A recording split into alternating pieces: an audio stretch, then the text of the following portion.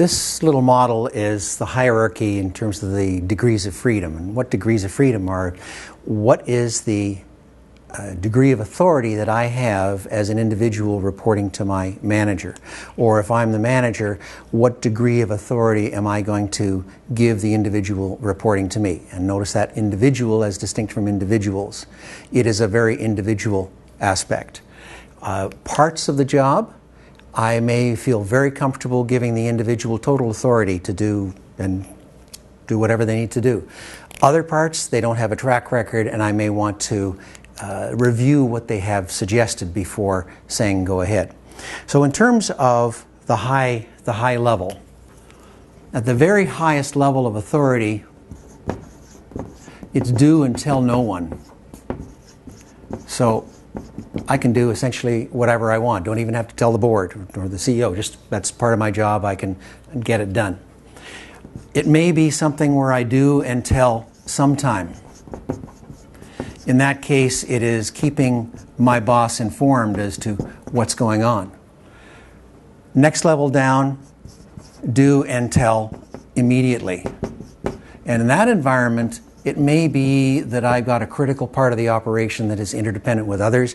Everybody needs to know. The next level of delegating, it's tell before doing. The individual still has the authority to do it.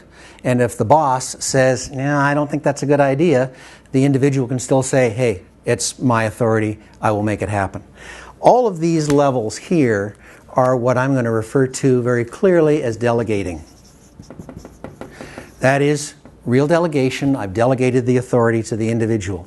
Anything below that is not delegation. And there are other levels. So it is suggest and do after approval. So I need the approval of the boss to be able to do it. That individual has the veto.